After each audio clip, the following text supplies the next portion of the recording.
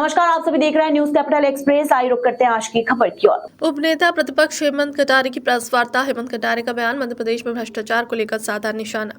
छोटी छोटी मछलियों के बजाय बड़े मगरमच्छ तक जाए। बीजेपी का काला धन लाने वाले का वादा, काला धन तो नहीं सोने का धन आया है। आज तराजू कम पड़ रहे हैं। पूरी रेट के वास्तविक जोड़ में 100 करोड़ से ज्यादा है। इसमें करीब 20 करोड़ से ज्यादा घोटाला होगा। इकबाल सिंह बेल सहित तमाम ट्रांसपोर्ट के अधिकारियों को मिलकर 20 करोड़ का घोटाला होगा। दो सौरभ शर्मा है इस मामले में। दूसरे सौरभ शर्मा का सच जांच के बाद सामने आएगा। सभी मेरे पत्रकार साथियों को नमस्कार।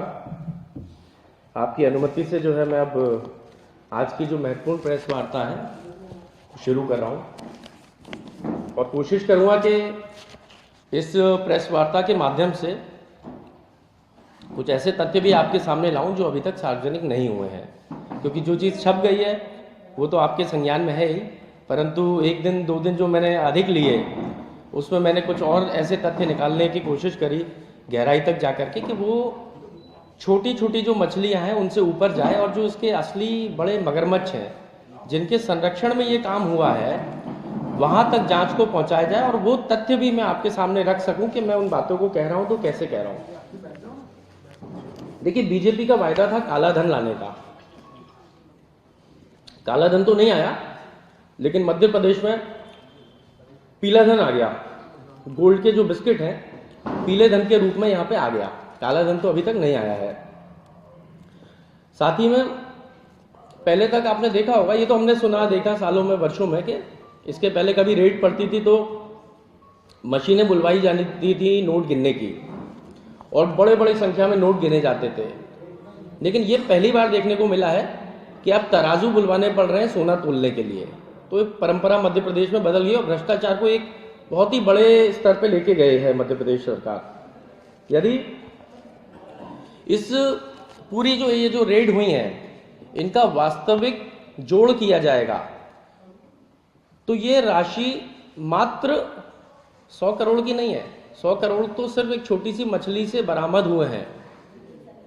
ये जो पूरी राशि है, जब इसके बड़े बड़े मगरमच्छ, चाहे वो इकबाल सिंह बैस हो पूर्व मुख्य सचिव, चाहे वो पूर्व ट्रांसपोर्ट मिनिस्टर हो, चाहे वो वर्तमान ट्रांसपोर्ट मिनिस्टर हो, चाहे जो बड़े बड़े अधिकारी आरटीआई जो थे, सब लोगों को मिलाकर के जोड़ेंगे तो विश्वास कीजिएगा कम से कम 20,000 करोड़ रुपए का घोटाला निकलेगा। मैं आपसे पूछना चाहता हूं, आपके माध्यम से सरकार से पूछना चाहता हूं कि दो सौरभ शर्मा है इस समय सिस्टम में। एक सौरभ शर्मा का सच तो अधूरा सामने आया, उसके बाद वो दुबई भाग गया या उसको भगा दिया या जो भी है, लेकिन उसकी गिरफ्तारी नहीं हुई है। दूसरा सौरभ शर्मा का सच कब सामने आएगा जो पूरी व्यवस्था के इर्द गिर्द है, वो भी सामने आना चाहिए। दो सौरभ शर्मा है।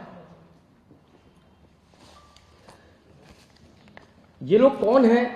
चाहे सौरभ शर्मा हो, चाहे चेतन हो, चाहे राजेश शर्मा हो, इनकी भी मैंने कोशिश करी जानकारी खंगालने के लिए।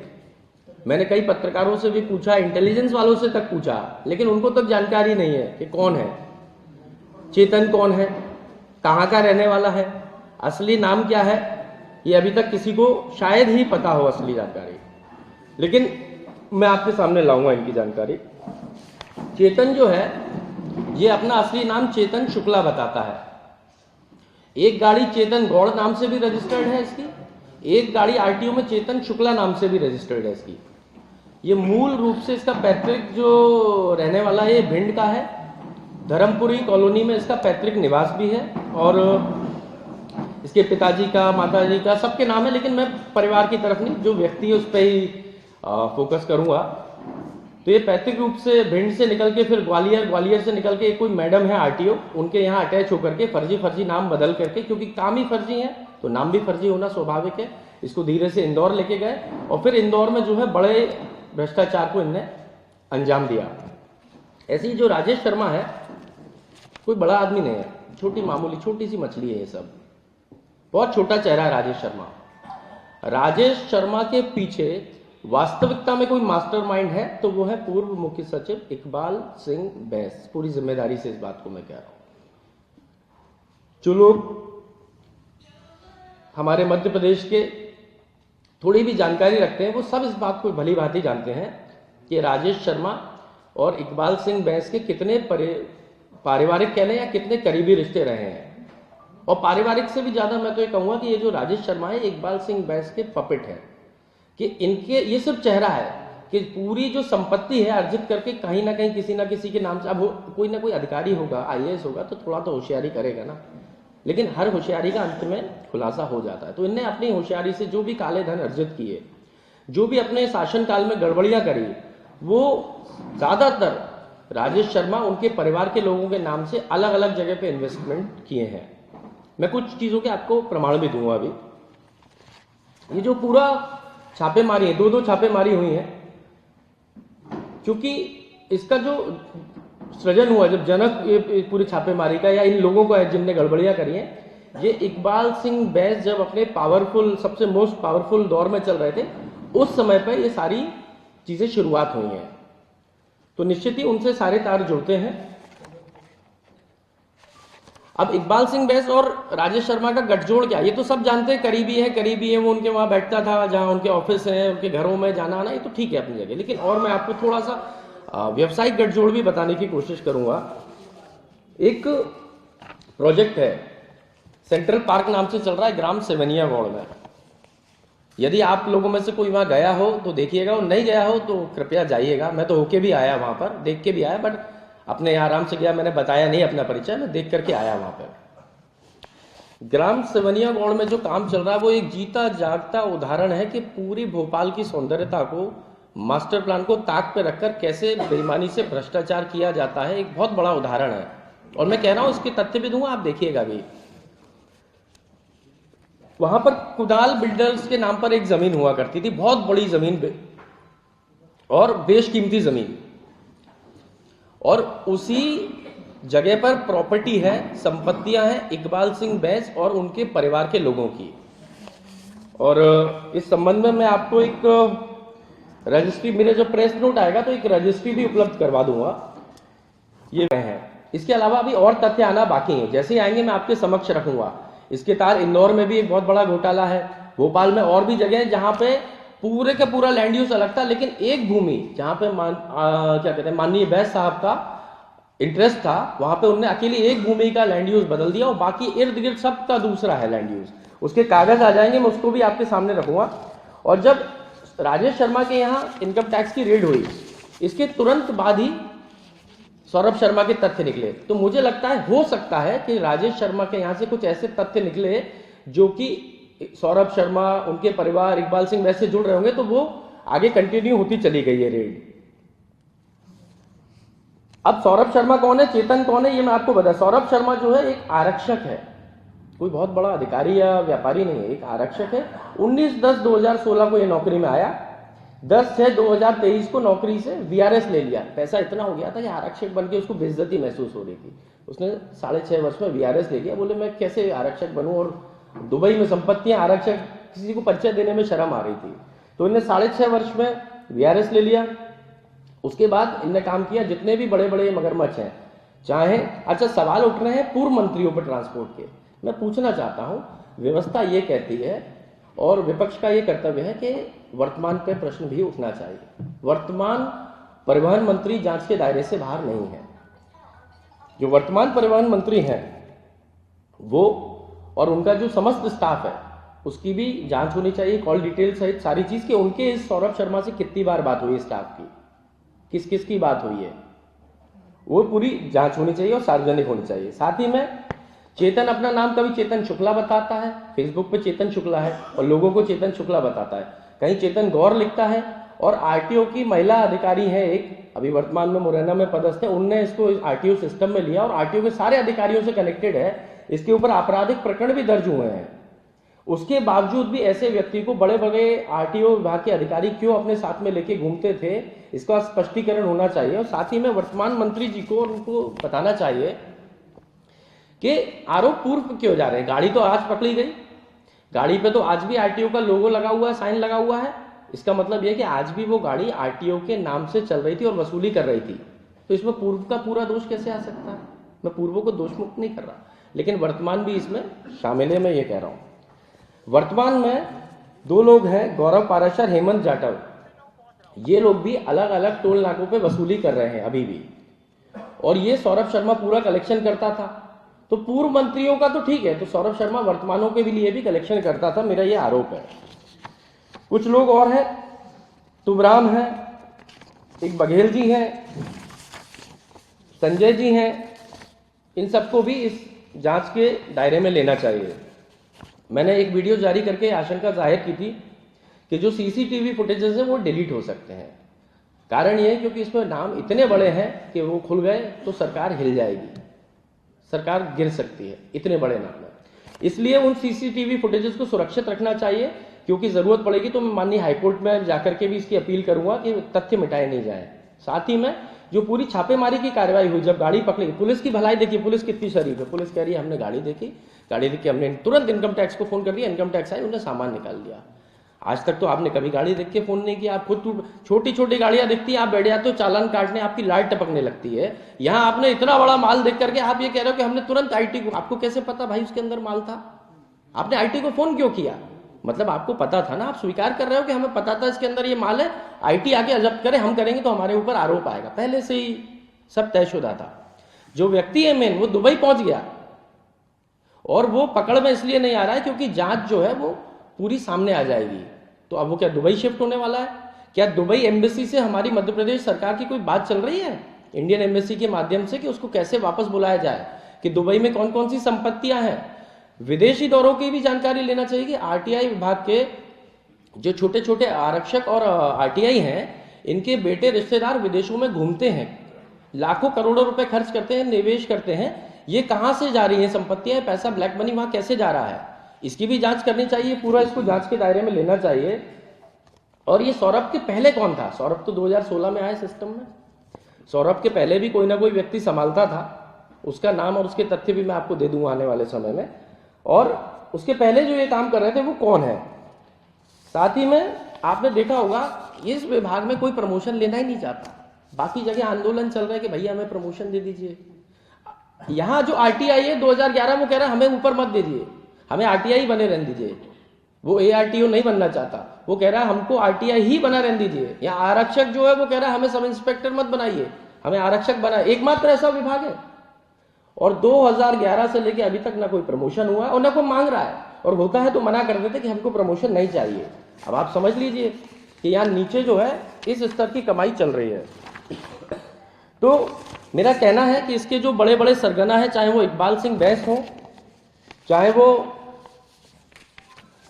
ट्रांसपोर्ट विभाग के मंत्री हो, पूर्व हो, वर्तमान हो, ये आरटीआई हो, तुगराम हो, बघेल हो, ये सारे लोग हैं। और दूसरे जो सौरभ शर्मा है, मैंने बताया एक का सच आया, दूसरे सौरभ शर्मा, इन सबको जांच के दायरे में लेना चाहिए और इन सभी का सच सामने आना चाहिए। ये मेरी प्रार्थना है सरकार से। साथ ही में मैं इस मामले में एक पत्र लिखूंगा पीएमओ को और मांग करूंगा न्यायिक जांच की, और एक कॉपी इन्फोर्समेंट डायरेक्टरेट को भी दूंगा, एक कॉपी सीबीआई को भी दूंगा, चीफ जस्टिस ऑफ इंडिया को भी दूंगा कि आप सब लोग भी, इसमें मनी लॉन्ड्रिंग का भी केस है, इसमें भ्रष्टाचार का भी केस है और इतना बड़ा केस है, आप सब भी इसको अपनी जांच के दायरे में लीजिए और इसकी विस्तृत जांच कीजिए और इसका दूध का दूध और पानी का पानी होना चाहिए, ये मैं मांग करूंगा। बहुत बहुत धन्यवाद। यदि अब आप लोगों के कोई प्रश्न हो आप पूछ सकते हैं और मैं आप सबको जितने मैंने कागज। मंत्री विश्वास सारंग ने अपना अल्पना डॉकिश चौराहे पर निर्माणाधीन सड़क और नाले का निरीक्षण के दौरान देखिए मंत्री सारंग के सख्त तेवर। मंत्री सारंग ने कहा भोपाल को बाढ़ में नहीं डूबने दूंगा, बगैर सर्वे और प्लानिंग के निर्माण कार्य शुरू। नाली निर्माण से पुल पुत्रा नाले में बढ़ेगा दबाव, फिर बनेगी ढाल, भोपाल शहर में बन जाएगी बाढ़ की स्थिति। 10 लाख से अधिक लोग हुए प्रभावित। हमीदिया रोड पर जो केंद्र सरकार के सहयोग से जो रोड बन रही है उसका हमने सर्वे किया। पीडब्ल्यूडी, नगर निगम, ट्रैफिक, रेवेन्यू के सभी अधिकारियों के साथ आज सर्वे किया है और इसमें कुछ नाले नालियों के चैनलाइजेशन को लेकर दिक्कत है। मैंने कलेक्टर भोपाल से भी कहा है कि सभी विभागों को एक साथ बिठाकर सभी में समन्वय के साथ ये काम कराया जाए, क्योंकि ये रोड यदि बनेगी और इसका पानी यदि केवल एक नाले में ही जाएगा तो भोपाल शहर में बाढ़ की स्थिति बन जाएगी। इसलिए मैंने ये निर्देश दिए हैं कि किसी भी तरह बाढ़ की स्थिति ना बने, उसको सुनिश्चित किया जाए और ये सभी विभागों के समन्वय के बाद ही काम आगे बढ़े, ये निर्देश दिए हैं। और ये रोड भोपाल शहर के लिए एसेट बने, लाइबिलिटी ना बने, इसके लिए हमें सबको प्रयास करना चाहिए। एनजीओ की जमीन पर बन रहा था सौरभ शर्मा स्कूल। करोड़ों की लागत से बनाई जा रही थी स्कूल के लिए बिल्डिंग। शाहपुरा की 20 सेक्टर में जयपुरिया स्कूल नाम से खोल रहा था संस्थान। जयपुरिया स्कूल की फ्रेंचाइज लेकर खोलने वाला था स्कूल। जयपुरिया स्कूल के फ्रेंचाइजी लेने के सिलसिले में मुंबई आ गया था सौरभ शर्मा। इस बीच में लोकायुक्त ने मारा छापा लगते ही बिल्डिंग का काम भी रोका गया। जिस जमीन पर बनाई जा रही थी जयपुरिया स्कूल की बिल्डिंग, वह बिल्डिंग 2004 में बीडीए ने एक एनजीओ को आवंटित की थी। स्कूल की चेयरपर्सन सौरभ शर्मा और की मां और डायरेक्टर उसकी पत्नी बताई गई। ये जो बिल्डिंग बनाई जा रही थी, ये किसकी बिल्डिंग थी, क्या था पूरा सर मामला? क्या है ये अनथराइज किसी ने बीडीए वालों को रिश्वत खिला के अलाउट करा दी, पहले भी कराई थी किसी ने। तो यहाँ के लिए न्यूसेंस है पूरा। अब आसपास रहने वाले इतने बच्चे आएंगे, बसें खड़ी होंगी, कैसे चलेगा ये कि बीडीए वालों ने कर दिया कुछ ले दे के। आप लोगों ने शिकायत नहीं की? यहाँ की है लोगों ने, पहले भी की थी, तब वो हटा दिया था पहले वाले को। फिर ये दोबारा दूसरा आ गया है थोड़ा ज़्यादा कि पैसे वाला है, पावरफुल, तो इसने पैसे वैसे खिला विला के सब करा दिया है। अच्छा, ये जानकारी निकल के सामने आ रही कि सौरभ शर्मा की ये बिल्डिंग बताई जा रही है, हाँ। जयपुरिया नाम से फ्रेंचाइजी लेकर स्कूल खोल रहे थे, क्या हाँ, सही है? ये सही है। सौरभ शर्मा कोई थे, उन्हीं ने बन लिया है ये। पहले वो आरटीओ में सिपाही थे शायद 6-7 साल। तो इतना पैसा इकट्ठा कर लिया। करप्ट आजकल तो क्या होता है, ये करप्ट लोगों के साथ मिलके सब कमा लेते हैं। और ये अलॉट होनी नहीं चाहिए। ये तो रेसिडेंस, यहाँ लोग रहते, बच्चे खेलते थे।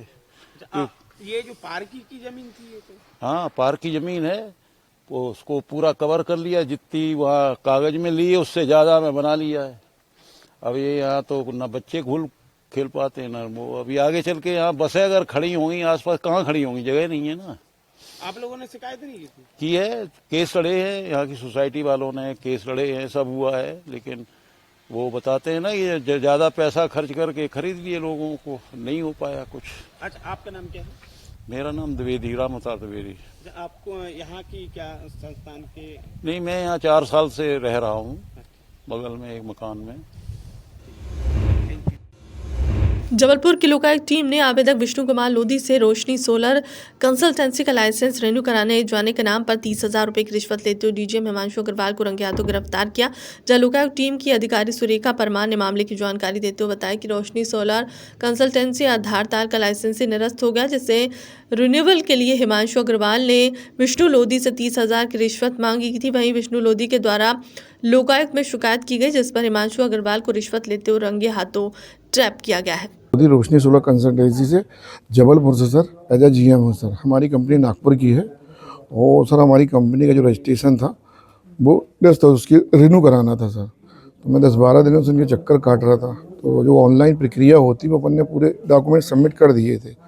उसके बाद इनकी अलग से डिमांड हुई कि हमको जब ये आप पेड करेंगे, 40,000 की डिमांड थी सर की, यदि आप वो पेड करेंगे तो आपका रिन्यू हो जाएगा।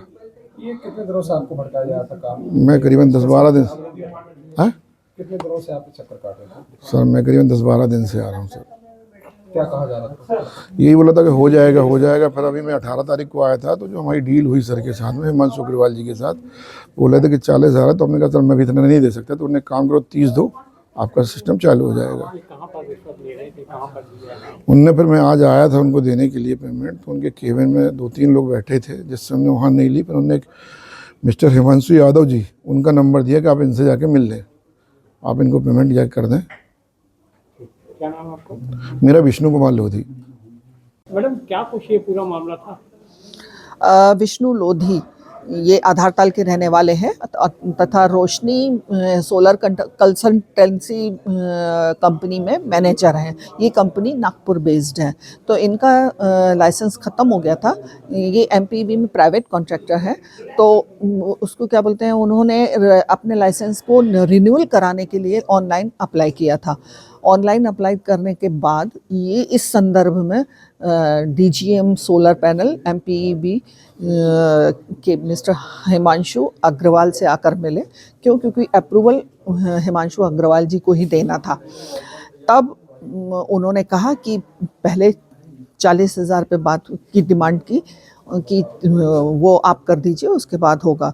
और फिर इस बात की वो पैसा देना नहीं चाहते थे। इस बात की शिकायत उन्होंने लोकायुक्त में की, तो पुलिस अधीक्षक महोदय के निर्देशन पे हम उनकी शिकायत पर कार्रवाई करते हुए हिमांशु यादव, ये वो व्यक्ति जिसका नंबर हिमांशु अग्रवाल ने दिया था, के पास से 30,000 रुपये रगे हाथ पकड़ा रिश्वती राशि लेते हुए। और इस तरह से लिखापढ़ी की पूरी कार्रवाई अभी की जा रही है।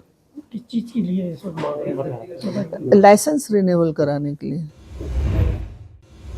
देश को गृह मंत्री अमित शाह के द्वारा राज्यसभा में बाबा साहब अम्बेडकर को लेकर की गई टिप्पणी को लेकर लगातार कांग्रेस आंदोलित है। दिल्ली को लेकर पूरे देश में कांग्रेस कार्यकर्ता अमित शाह के इस्तीफे की मांग कर रहे हैं सड़कों पर। तो इसी कड़ी में जबलपुर के घंटाघर में भी कांग्रेस कमेटी के सहप्रभारी चंदन के नेतृत्व में बड़ी संख्या में कांग्रेसी कार्यकर्ताओं ने हाथों में तख्तियां लेकर गृह मंत्री अमित शाह के विरोध में नारे लगाते हुए इस्तीफे देने की मांग की है। इस दौरान राष्ट्रपति के नाम ज्ञापन सौंपकर गृह मंत्री अमित शाह को बर्खास्त करने की मांग की गई है।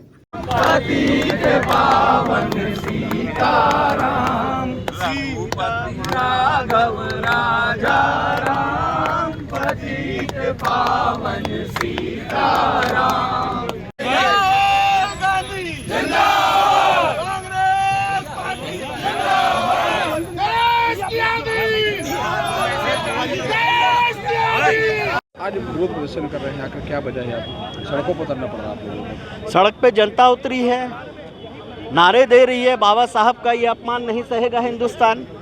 अमित शाह जी ने कुछ दिन पहले सदन में जहाँ से देश का नीति निर्धारण होता है, जिसके लिए हमारे देश के दादा परदादाओं ने, अनेक महापुरुषों ने कुर्बानी दी है, त्याग तपस्या बलिदान और जेल गए हैं, और ऐसे महापुरुषों के बारे में जिस तरह की टिप्पणी किया है अमित शाह जी ने, खास करके संविधान के निर्माता डॉक्टर बाबा साहब के बारे में, ये बिल्कुल देश नहीं सहेगा। कांग्रेस पार्टी तो बिल्कुल ही नहीं सहेगी। बिल्कुल क्लियर कट मांग है, मोदी जी आप अपने गृह मंत्री को बर्खास्त कीजिए। ये अपमान नहीं सहेंगे हम लोग, ये बात तय है। आप किसी तरह से इस मुद्दा को भटकाने की कोशिश करेंगे, हम उसको भटकने नहीं देंगे। हम आपको फिर वहीं ला के खड़ा करेंगे कि आपने बाबा साहब और संविधान के ऊपर जो आपका हमला है, ये लगातार हो रहा है, निरंतर हो रहा है। आप संवैधानिक प्रक्रिया को नहीं मानते हैं, संवैधानिक संस्थाओं का मिसयूज़ कर रहे हैं, संविधान को बदलने का कितनी बार प्रयास कर रहे हैं।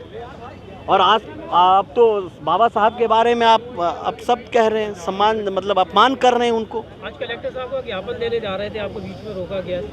बिल्कुल, ये तो देखिए, हम लोग लोकतांत्रिक तरीके से, जो हमारा अधिकार है लोकतंत्र में, हम लोग गए, सब लोग बात अपनी रखे कि जो पूरा देश में हो रहा है, हमारा तो काम है कि जनता के आक्रोश को, जनता की समस्याओं को सड़क पे लाना। सदन में वो चलने नहीं दे रहे हैं। किस तरह से उनको, हमारे सांसदों को रोका गया, वहाँ गेट पर घुसने नहीं दिया जा रहा था भारतीय जनता पार्टी के लोगों द्वारा। अब आप संसद में नहीं घुसने दीजिएगा सांसदों को, लठैती करने आए। तो FIR भी कराई गई राहुल गांधी के खिलाफ कल। तो आप बताइए, उल्टा चोर कोतवाल को डांटे। अरे CCTV कैमरा संसद में है ना, बोलिए ना, आप ला के दिखा दीजिए। हमारे राष्ट्रीय अध्यक्ष 84 साल के हैं, उनका दोनों घुटने का ऑपरेशन हुआ है, उनके साथ धक्का मुक्की हुई है, और ये उल्टा कह रहे हैं।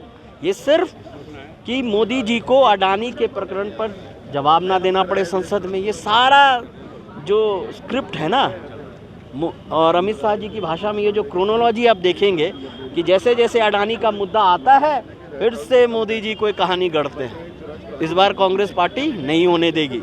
अमित शाह को बर्खास्त कीजिए, और दूसरा, अडानी के भ्रष्टाचार को बचाने वाले मोदी जी, इस पर आप जवाब दीजिए, इस पर आप बोलिए। ये मुद्दा लेकर के हम लोग लगातार, निरंतर, चरणबद्ध तरीके से लगातार हम लोग पिछले कई दिनों से आंदोलन कर रहे हैं, संसद से लेके सड़क तक।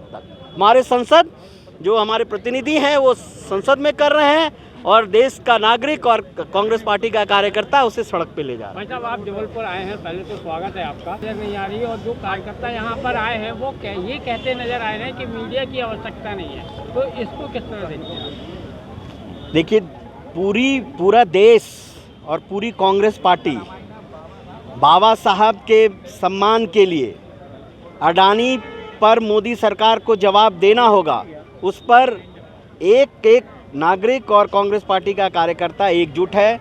जबलपुर में आपने स्वागत किया, इसके लिए आपको बहुत बहुत धन्यवाद। और इस लड़ाई को, इस संघर्ष को हम पूरा, इसका जब तक फैसला नहीं हो जाता है, आप देख रहे हैं लगातार 2 दिन 3 दिन से हम लोग लगातार इस पर चरणबद्ध तरीके से आंदोलन कर रहे हैं और ये जारी नहीं रहेगा, इसमें और गहराई आएगी। आप सह प्रभारी हैं जबलपुर में, एकजुटता के लिए क्या आपने बैठक भी की है क्या? नहीं, बैठक, हमारा संगठन का बैठक ये निरंतर प्रक्रिया है।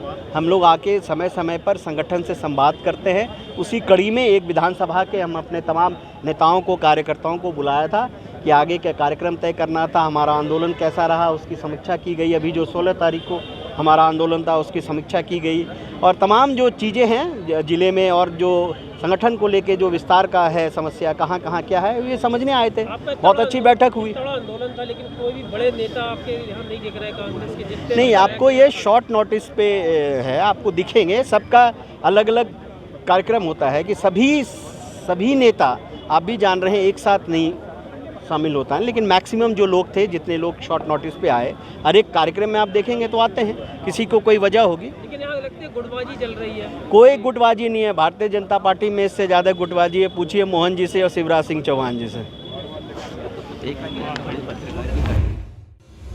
लेट्स मूव टुगेदर थीम पर आयोजित किया गया कैंपेन स्कूल प्राइमरी सेक्शन का 54वां वार्षिक खेल महोत्सव 2024 KG1 की 5वीं तक रस्सी कूद, हैप्पी फिट्स, बैलून फोड़ो, बैलेंसिंग द बॉल, लेमन और स्पून रेस, फेल्ट रेस, रिलेसल्स, ब्रेक द बैरियर्स आदि प्रतियोगिता आयोजित की गई। 1500 बच्चे ने विभिन्न प्रतियोगिताओं का कार्यक्रम में भाग लिया। कैंपेन स्कूल भोपाल में आज लेट्स व टुगेदर की थीम पर प्राइमरी सेक्शन के 54 बच्चों का वार्षिक खेल महोत्सव 2024 का आयोजन किया गया। इस खेल महोत्सव में प्राइमरी से कक्षा KG1 के बच्चों को 5वीं तक लगभग 1500 छात्र छात्राओं ने भाग लिया। इस कार्यक्रम में प्राचार्य डॉक्टर अतनस लड़का, SJ हेडमास्टर सिस्टर इरेनस के साथ बतौर मुख्य अतिथि प्रतीक हजेला और एल्यूमिनियम कैंपेन स्कूल और गेस्ट ऑफ ऑनर के रूप में श्री विकास Agarwal, CBI regional officer Madhya Pradesh उपस्थित थे। कक्षा 5 की सभी टीचर्स के लिए थैंक यू सो मच। आज हमारे प्राइमरी स्कूल का 54th एनुअल स्पोर्ट्स डे है। आज मुझे बहुत खुशी है सर्वप्रथम कि आज के दिन में हमारे बच्चों को उत्साह बढ़ाने के लिए माता पिता और अन्य विभिन्न जगहों से बड़ी संख्या में आए, उत्साह उन्होंने दिया, बल दिया और हमारे बच्चों ने जरूर अपनी तैयारी बहुत ढंग से की थी और माँ बाप और अन्य लोग के उत्साह की वजह से और उनकी उपस्थिति की वजह से उन्होंने और बेहतरीन ढंग से आज के स्पोर्ट्स डे को सुंदर ढंग से मनाया, दिखाया और अपनी क्षमता को दिखाया।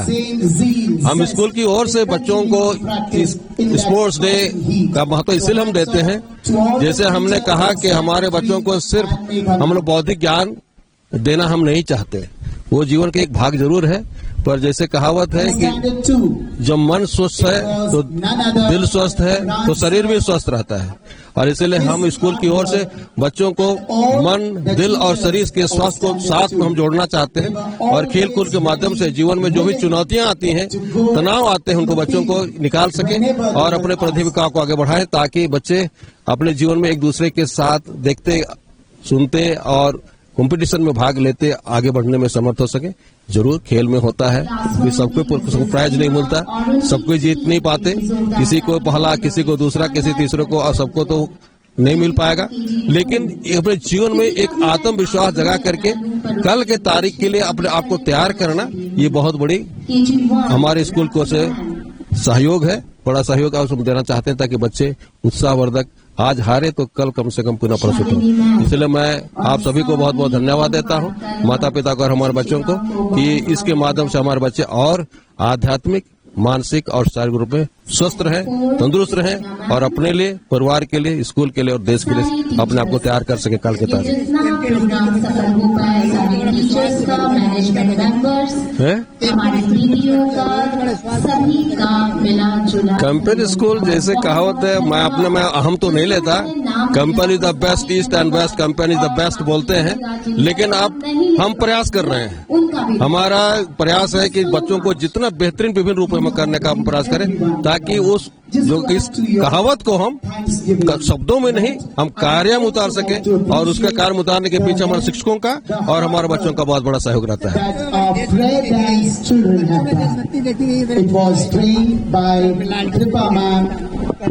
बच्चे लोग तो बच्चे जिसे बच्चों को देखने से दिल भर जाता है। जैसे तितलियों को देखते हैं तो तितली, हमारे बच्चे तितलियों की तरह दिख रहे थे। यूनिफॉर्म में देखो तो इतने सुंदर दिख रहे थे। कार्य उन्होंने अपने कार्य को इतना सुंदर निभाया और पोशाक और यूनिफॉर्म के माध्यम से इतना अच्छा दिखे कि मैं नहीं सोचता हूँ कि कोई पेरेंट या कोई भी व्यक्ति बिना खुश हुए जा ना पाए।